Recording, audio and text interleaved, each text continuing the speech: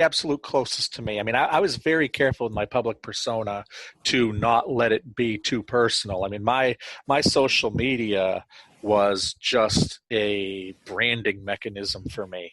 Mhm. If I put up pictures of me and my kids, it was so I looked like a good father, not because I was a good father. It was all about my image.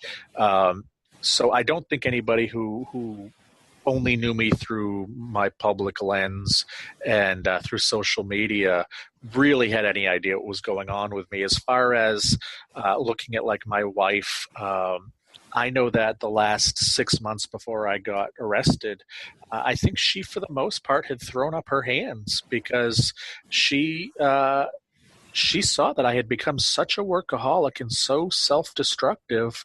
I couldn't be bothered to take out the trash. I couldn't be bothered to clean a dish. When I was home, I was sitting at the kitchen table working, not doing anything with her or the kids. I think that she had largely given up. And what's ironic is the day before I was arrested, I picked up my son at my parents' house, and my mother looked at me and said, "You look like you're about to die." And she said, I'm not even kidding about that. You look like you're about to die. Wow. And looking back now, I can honestly say that I give even odds that I would have survived another year if I kept going the way I was.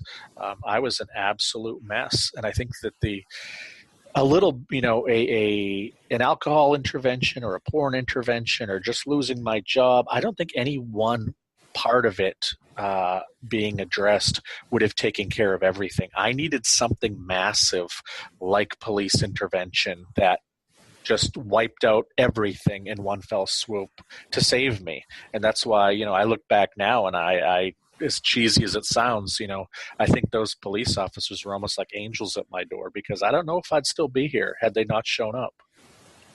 Right. And I can definitely see that for sure. Because it's like we fight this thing off all the time. But yeah, like you said, you were kind of ultimately crying for help at some points in the middle of the night, and the cry for help came. It just happened to be police officers at your front door.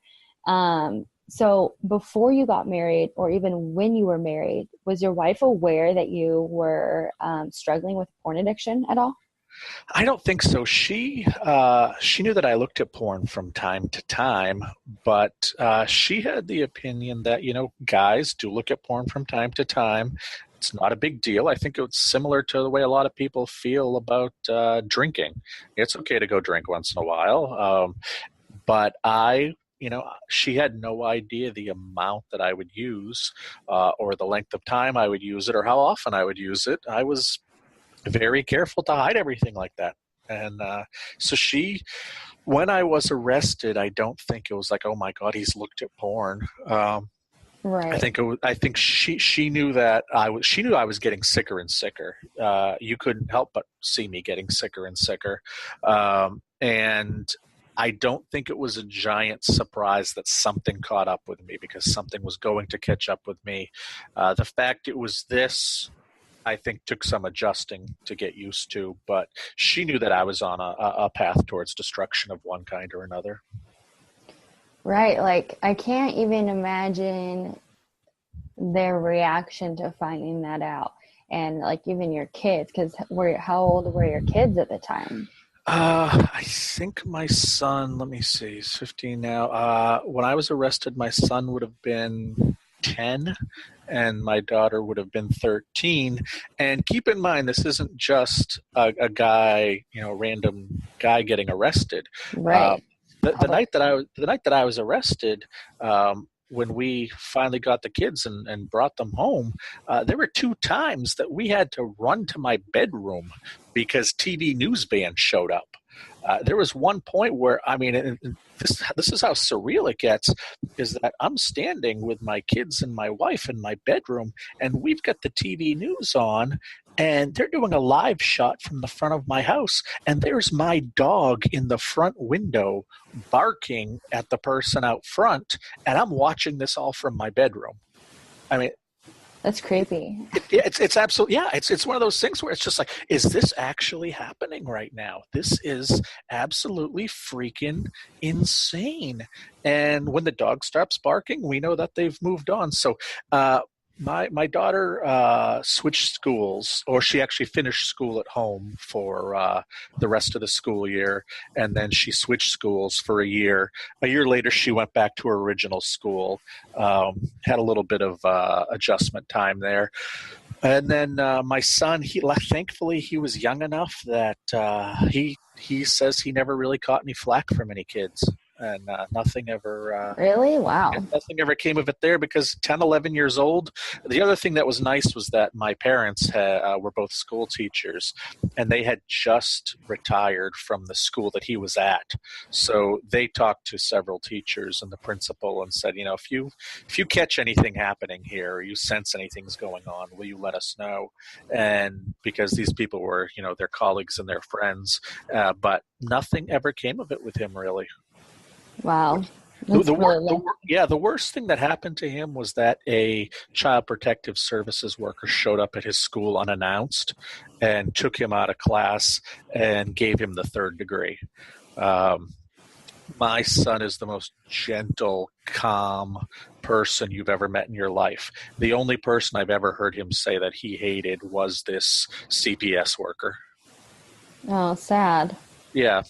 So I understand why they have to do what they have to do, but the circumstances surrounding how they took him out of class and the questioning, the one-on-one questioning with nobody else or no safe person in the room that he felt safe with, I tend to disagree with how that happened, but that's in the past. I can't change it. We've all moved on.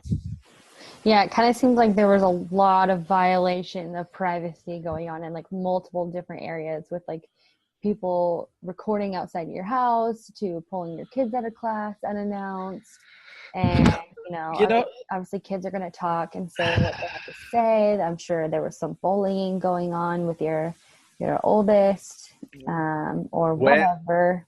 Yeah, when you create a situation like this, and I don't ever forget that I created this situation, it's not like anybody who I dealt with on the computer was the only victim. I mean, I live with my victims, my wife, my kids, my parents, my immediate community.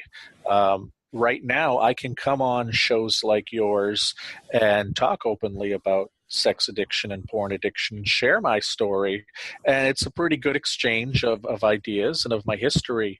But where I am locally, I think that the wounds for a lot of people are just so deep, and the betrayal is still so deep that I had a radio station a couple of weeks back. A host of one of the shows is a friend of mine. He said he pushed for me to be on the show to talk about my story, and the station manager said no because they feared that a couple local sponsors would drop out. Right. And that's native to my area, because I really betrayed the trust of people in my area. I think they were completely shocked. I was that stereotypical last guy you think this would ever happen with. And when it turns out that, no, I was that guy. That's why, I realized a little bit later that I'm a professional writer. I should really write a book about this, just to let people know that, it isn't that creepy 20-year-old guy living in his mom's basement who's never kissed a girl in real life. Porn addicts are everybody, men, women, like I said, every shape, size, and imaginable can be affected by this. And if you look at the statistics, some of the really shocking ones are 47% of households say that porn either is or has been an issue at one point. Recent one that came out is that 33% of men between 18 and 30 years old believe they have an issue or addiction with pornography. I mean, that 1 out of 3 guys between 18 and 30 may be addicted to porn. That's ridiculous. And that's, how is this happening in such silence and behind closed doors in our country? And we need to talk about this more, because it's going to be a massive, massive health crisis 15, 20, 25 years down the road, when 1 out of every 3 men in America has a porn addiction.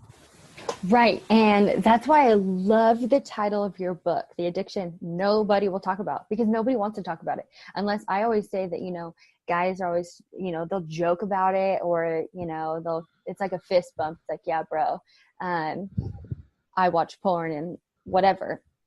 But I am very open about when porn became a problem for me and how it broke into my marriage, and how that was totally my crutch when I didn't feel worthy at all. Because, I got body shamed for a long time and compared to porn stars. And then ultimately all I had left was porn to get me by. And I used Right. that with my sex addiction. But I was so demeaning to myself now that I can look back on it. But when you're in it, you like, how hard was it for you to realize that this is a problem? Because for me, I was like, no, it's fine. Like, I'm just not going to talk about it. It's hush hush. Nobody does talk about it. But nobody tells you that this is making you're living a life where you're secretive. You can get angry easily. You start to lose all empathy for others. And it really does take a massive role in numbing you to life and what's going on around you, because you start to live in this virtual world where everything is instant and gratification is at the click of a button. Absolutely. And the way that it got for me towards the very end was that I would go into chat rooms and find women. And what I liked to find was a woman who I thought, or I thought that she felt she was not the kind of person who would do anything online, like expose her breasts or do anything like that. What I really got a thrill off of was convincing her to do it. I what they saw from me was not actually me. They saw a video of a good-looking 20-something-year-old guy typing, because I couldn't get people to stop to talk to me as somebody who was in his early 30s and looked like he was on the verge of death. So they were talking to a figment of my imagination, and they would give little pieces of information during our chats, and I was very patient because it really wasn't just about sex with me. It was about control. And while they were talking to this video on one side of my screen, I was doing all kinds of research on the other side. I've got 20 years of being an investigative journalist. I can find out information about you fairly easily, and then I can work it into our conversation. If I went onto Facebook and you've got a ton of pictures of yourself with horses, well, then I'm going to work into the conversation that, this is my first weekend. I'm going to go riding at the stables. First time ever on a horse. And if you and I have built a rapport, I mentioned horses, so you start talking about horses, and we build that connection, and I eventually try to get you to the point to do something sexual. And when you did that, that was my control. That was my win. That's what I wanted. And it really was about control. And you're right. Nobody does talk about it. You asked when I accepted I had a addiction. Honestly, it wasn't until probably about 7 or 8 months after I was arrested. The first thing I did was go off to rehab for alcoholism about 10 days after I was arrested. And I wasn't even convinced I was an alcoholic. I was there for about 7, 8 days, and then finally realized, oh my God, they're talking about me here. I thought I'd go for 28 days like it shows in the movies. I thought I'd get my little certificate that I could show the judge that, look, I drank, but now I'm okay, everything's good. Well, those 28 days turned into 70 days. I needed the work. And then after coming back home to Maine, after a couple months of pretty intense therapy, I, finally started to recognize that, gee, this is not just, I have some bad quirks and some bad behavior when I drink. This porn thing is a whole other beast that needs to be tackled. And I think part of the reason of that was because, again, we don't talk about this in society. I don't even know if I knew porn addiction was a real thing. It just seemed like a hobby that had gone awry. We don't talk about this, and that's why I'm out there doing this. That's why I wrote the book, and I have my website, and I talk to people like you, is because we need people to recognize this is a huge problem. Just because we don't talk about it doesn't mean it's not there. Oh, absolutely. And I mean, hearing your story like more and more in depth is it's very eye-opening